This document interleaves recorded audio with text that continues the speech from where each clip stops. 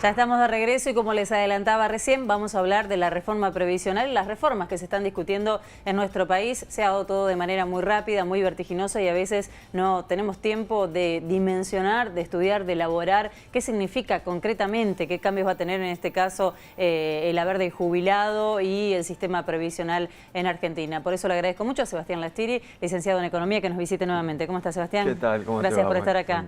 Bueno, difícil de comprender, ¿no? Para ustedes más sencillo, licenciado en Economía, más sencillo, pero para el ciudadano medio, digamos, que no está interiorizado en todas estas cuestiones, es un tema complejo. Sí, son muchos temas, además porque fueron muchos temas juntos y el tema previsional siempre es complicado, pero bueno, para tratar de simplificarlo, sabiendo que es complicado, creo que la reforma se puede resumir en dos grandes puntos. Bien. Uno es el que más se habló, por lo menos en los medios, que es la famosa fórmula de recálculo jubilatorio, el cambio de la fórmula.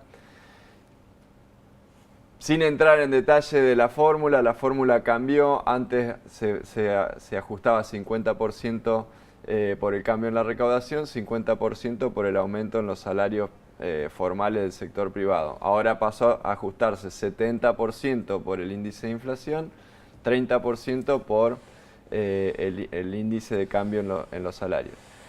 Concretamente, ¿qué quiere decir esto? Porque si no es una cosa por ahí abstracta. Concretamente quiere decir que con el viejo índice el ajuste en marzo era de algo más del 14%, 14 y pico por ciento, 14,7 si mal no recuerdo. Con el nuevo índice, ese mismo ajuste que se debería dar en marzo es del 5,4%. Bien, es decir, van a tener un aumento mucho menor los jubilados. Concretamente en marzo. Hay otro cambio dentro de ese... antes se ajustaba 2 veces al año, ahora se ajusta 4 veces al año. ¿Cuál es el problema? Ahora se va a ajustar en marzo ese 5% más otro aproximadamente 5%, porque depende de cómo cierre diciembre con el tema de la inflación y los salarios, pero aproximadamente otro 5,4% en junio, versus la otra que recién ajustaba de nuevo en septiembre. Claro. ¿Cuál es el problema? Que ese junio, en vez de ajustar con respecto al trimestre anterior, o sea, con respecto al trimestre enero, febrero, marzo, vuelve a ajustar con respecto a octubre, noviembre y diciembre, con lo cual lo que está haciendo concretamente es postergar un trimestre más el aumento que le correspondería con respecto a la fórmula anterior. Y en esos dos trimestres, perdón que interrumpa, pero a ver si se comprende bien, en esos 2 trimestres el porcentaje que va a alcanzar el jubilado de aumento en su haber no alcanza a superar ese único aumento que hubiera tenido con la fórmula anterior. Exactamente. Bien. Esa es la cuenta. En esos 2 trimestres más o menos llega al 11% y en el único de marzo del primer trimestre, del primer semestre era el anterior, era del 14,7%. Bueno, y esto en es una acumulado pérdida... del año, en el acumulado del año, o sea, ya en el acumulado del año no solo hay que proyectar qué va a pasar con la inflación y qué va a pasar con los salarios y qué va a pasar con la recaudación para comparar las dos, ¿sí? Bueno, los estudios que hay hablan de que en el proyectado del año la fórmula vieja daría un 24% de aumento, la fórmula nueva daría un 21% de aumento. Bien. O sea, en el año estarían perdiendo un 3%, que para una jubilación promedio, para hablar en números y en plata, con todo con el efecto del rezago y con el efecto del menor aumento, son aproximadamente 6.159 pesos al año que perdería un jubilado promedio. Es mucha plata para un jubilado, claro. Total, ¿no? En el año que perdería un jubilado promedio en la fórmula nueva versus la fórmula vieja. También hay unos ejercicios que han hecho, que hubiera pasado en 2017 si se hubieran aplicado las dos fórmulas, también da peor la nueva que la vieja. Y las proyecciones de 2019 también dan peor la nueva que la vieja. He escuchado decir algunos que a largo plazo podría ser mejor esta fórmula. ¿Tiene asidero eso o no? Son digamos... ¿Me estás diciendo que hasta 2019 no hay nada? Volvemos a lo mismo, como cambió los índices con lo que proyectamos. Bien. ¿Cuál es el inconveniente? La nueva solamente permitiría que los jubilados mejoren su ingreso real, o sea, que le ganen a la inflación, si mejoran los salarios reales. ¿Por qué? Porque el 70% de inflación, o sea, ahí a lo sumo salen hechos. Claro. Solamente el otro 30% de la nueva fórmula lo podrían ganar si los salarios le ganan la inflación. Yo le pregunto a quienes piensan que esto podría ser a futuro, ¿qué piensan que va a pasar con los salarios? O sea, ¿piensan que en el largo plazo los salarios le van a ganar la inflación o no le van a ganar la inflación? Y vienen perdiendo, ¿qué está pasando Sí, hoy perdieron, con los salarios? de hecho, por eso el año pasado también perdieron aún con la fórmula vieja, las jubilaciones, al igual que los salarios, perdieron entre 6 y 7 puntos de su poder adquisitivo. Bien, y recordemos que quien mide la inflación es el INDEC, de eso estamos hablando, ¿no? Por eso se rige la fórmula y entre las últimas noticias justamente se han generado polémicas en el INDEC y ha habido renuncias justamente por el manejo de estas cifras. Sí. Así que bueno, es un Hay tema un tema con el INDEC, pero más allá del tema con el INDEC, hay otra discusión porque cuando se entra en el debate político, que también vale la pena aclarar, que no es que las jubilaciones con la nueva fórmula bajen ni en términos nominales ni tampoco en términos reales, o sea que pierdan con la inflación, sino que van a subir menos que lo que subirían si no se cambia la fórmula jubilatoria, ¿sí? Perfecto. Bueno, eso con lo que tiene que ver con el haber del jubilado. Ahora hablemos del sistema previsional. Se escucha decir mucho, y es el argumento de quienes acompañaron esta reforma, que es deficitario. ¿Era deficitario o empieza a ser deficitario con todas estas medidas que se toman y con estos ingresos que ya no va a tener el ANSES? Mirá, el sistema jubilatorio se financia principalmente con los aportes de los trabajadores y los aportes patronales, o sea que hacen las personas que tienen empleados, tienen una carga de hacer un aporte para las obras sociales y para el sistema de jubilaciones y pensiones. Ahí, se van a bajar los También aportes patronales. Por eso digo, cuando uno habla de financiamiento del sistema versus las entradas y la salida del sistema, en la salida están las jubilaciones, que con esto se estarían ahorrando, si lo ponemos en esos términos. Si lo ponemos en esos términos, se estarían ahorrando o disminuyendo la inversión en jubilaciones o el pago al derecho de los jubilados. Algunos hablan, porque eso depende mucho de cómo evolucionen los índices, pero algunos hablan entre 50.000 y 70.000 millones de pesos, algunos hablan hasta 100.000 millones de pesos. Yo creo que son más entre 50.000 y 70.000 millones de pesos, menos que se pagan a los jubilados con la nueva fórmula. En ese mismo paquete previsional hay una reducción una posibilidad de reducción de una parte de las cargas patronales, hay un cambio en la posibilidad que es voluntario, entre comillas, un cambio en la edad jubilatoria, que pasa en los dos casos a 70 años, antes era para los hombres a 65 y las mujeres a 60, ahora el trabajador podría optar por seguir trabajando hasta los 70 años. ¿Sí? ¿Por qué digo esto? Porque en esa opción, si el trabajador opta por seguir trabajando esos 5 años más, la patronal queda exenta de contribuir con las cargas jubilatorias por esos 5 años en el caso de los hombres y 10 años en el caso de las mujeres. Con lo cual esto es, digamos, por el lado de los gastos se reduce, pero también por el lado de los ingresos se afecta la ecuación de ingresos y gastos. Entonces, en esta búsqueda de sustentabilidad que habla el gobierno, no parece muy razonable que con el argumento de la sustentabilidad se quiten aportes patronales, que en algún punto puede ser necesario, pero no a costa de reducirle los aportes a gente que ya no tiene más para sacarle. Y que son los más vulnerables, ¿no? Porque las jubilaciones de privilegio, lo escuchábamos al ministro Franco hace un rato, finalmente no se tocaron. Sí, los 70.000 millones esos son plata que iba a los jubilados, eso no hay, o que iría a los jubilados con la fórmula nueva, hablando en términos concretos.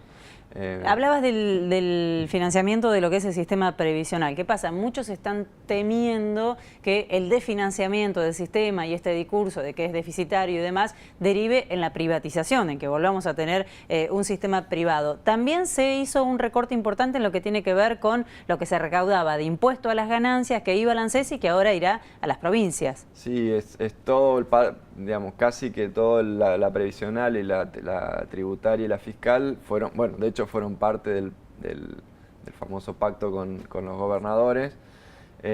Sí, parte del déficit previsional, efectivamente, cuando, bueno, tiene una larga historia, pero en algún momento ese déficit previsional se decidió sacar un porcentaje de la coparticipación y que ese porcentaje de la coparticipación fuera a financiar ese déficit previsional, que es lo que ahora se retira con el arreglo con Buenos Aires para el famoso juicio del Fondo del Conurbano. Bueno, se pasa plata de los jubilados a financiar el presupuesto de la provincia de Buenos Aires. Bien, a título personal, ¿qué consideras vos? O sea, que estas medidas eran necesarias. Muchos dicen que, por ejemplo, las moratorias previsionales que tuvieron lugar años atrás, en donde aquellos trabajadores que habían tenido quizás una vida de trabajo no registrado o amas de casas no habían tenido aporte, bueno, eran reconocidos en su derecho. Esto fue reconocido internacionalmente, ¿no? Como un avance en cuanto a derechos, y podían acceder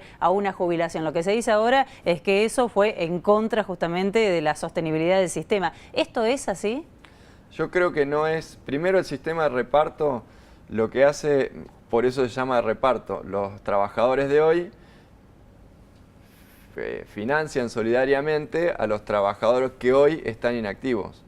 No es que digamos, porque por ahí se dice, bueno, el sistema jubilatorio funciona con mis aportes de hoy, yo los cobro cuando me retiro. En el sistema de reparto eso no funciona así, lo que funciona es los trabajadores de hoy financian el derecho al retiro de los trabajadores que ya dejaron de trabajar y que hoy son jubilados. Y cuando nosotros seamos jubilados habrá otros, así funciona. Entonces, los recursos con los que se financian son con los que hoy estén trabajando, no con lo que pasó anteriormente, ¿sí? Entonces, si el sistema hasta ahora, con los trabajadores que hoy estaban trabajando, podía pagar las jubilaciones y pensiones de los que se había decidido, yo creo que correctamente, respetarles el derecho, porque la amplia mayoría de esa gente que no había hecho aporte no es que no lo había hecho porque había evadido, o porque no quiso, o porque ni siquiera porque no trabajaba porque no quería, sino porque vivíamos en un contexto económico que excluyó a muchísima gente. Claro. Y esa gente son personas que viven y que de alguna forma tienen un derecho igual que quienes tuvieron la posibilidad de acceder a un trabajo formal. Claro, se entiende que hubo una ausencia del Estado también, digamos, en eso de lo que es el trabajo no registrado. Que no comparto yo de este discurso, y que parte de la reforma previsional también lo tiene, que aquellos que no aportaron implícitamente, el discurso de una parte de los que proponen este tipo de medidas es que no aportaron porque no quisieron, y eso es lo que, o porque eludieron, lo asimilan más a una elusión o a que son vagos, ya en el extremo, y no a una situación de contexto en el que el sistema no les permitió, casi que no les permitía subsistir, mucho menos realizar aportes por las condiciones de trabajo en negro, digamos. Entonces, pero volviendo a la sustentabilidad, que era, si hasta el año pasado el sistema podía pagar con los trabajadores activos a los trabajadores pasivos, no hay ninguna razón para que el año que viene no lo pueda pagar, ni para que el año que sigue no lo pueda pagar.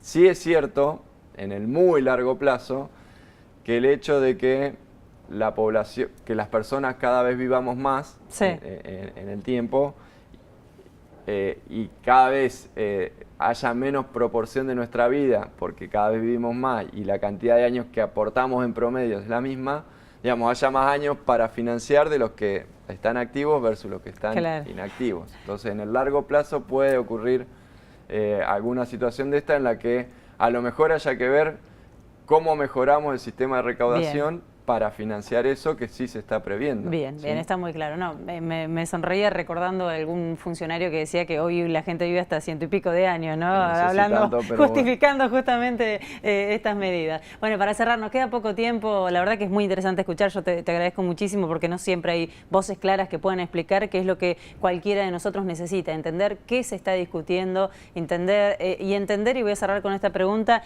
en todo caso, cuáles son los sectores más afectados con todo el paquete de reformas, y si podemos hablar también acá de sectores ganadores, porque muchos, por ejemplo, lo que objetan es que los sectores como el campo, la minería, fueron beneficiados entre las primeras medidas con el quite de las retenciones, se eliminaron o se bajaron en otros casos las retenciones. ¿Estos sectores están aportando? ¿Podrían aportar un poco más en todo caso? Si podrían o no, es más una decisión política que técnica. Sí, yo te voy a dar algunos números como para tratar de responderte. El recorte o el ahorro, el recorte, o como lo quieras mirar de cualquiera de los dos lados, a los jubilados es del orden de los 50 a 70 mil millones, dijimos recién. Los intereses presupuestados en Levax para el año que viene, un año, son 300 mil millones de pesos. O sea, 5, porque por ahí uno habla de miles de millones y se pierde en ese. O sea, lo que se va a pagar en intereses, solo de Levax, no estamos hablando de los 30 mil millones de dólares nuevos de deuda que están previstos en el nuevo presupuesto, sino los intereses de la Levax, del stock de Levax que tiene emitida el Banco Central, son 6 recortes de la jubilación que se hicieron al sector más vulnerable de la economía. Creo que eso habla de ganadores y perdedores. Claramente. Resume. Sí. Ahora, esto de los Levax, la deuda que se contrae y demás, ¿es una bomba de tiempo? Sí, como todas las bombas, si se puede desactivar antes no explota nunca, y si no, explota. La realidad es que hoy tenemos, justo hoy estaba mirando el dato, tenemos por cada peso que anda en circulación, de los de 1000, de los de 500, de los de 100, hay 1,5 pesos de Levax emitida. O sea, se entiende, ¿no? Hay más o menos 600 mil millones de pesos emitidos y hay 1,1 billones de pesos en Levax emitida. ¿Cuál es el problema de esto? Si mañana, no digo mañana, en el corto plazo, porque esa las Levax, la característica de las Levax es que son deuda de muy corto plazo. Si dentro de 2 meses quienes tienen las Levax deciden que no quieren más Levax y que quieren pasarse a una cartera más dolarizada, todos esos miles de millones de pesos en Levax se van a transformar en miles y millones de pesos dólares que se van a ir a comprar al Banco Central, y eso es devaluación del tipo de cambio, y eso es un impacto directo sobre la inflación, y eso es un impacto directo sobre el bolsillo nuevamente de los asalariados principalmente, que son los que tienen ingresos fijos. Entonces, por eso se habla de lo peligroso que es mantener un stock, además del costo financiero, un stock tan grande. O sea, es inflación contenida. ¿Cómo? En vez de poner los pesos a circular y que eso se transforme en inflación, los tenemos en unos bonos que no se pueden con los que no se puede comprar nada, hasta que esos bonos se transformen en pesos o en dólares, que es peor, ¿no? Bien, te agradezco muchísimo nuevamente. Dale. Vamos a hacer una pausa más, nos queda más información para compartir con ustedes, así que los invitamos a quedarse, ya venimos.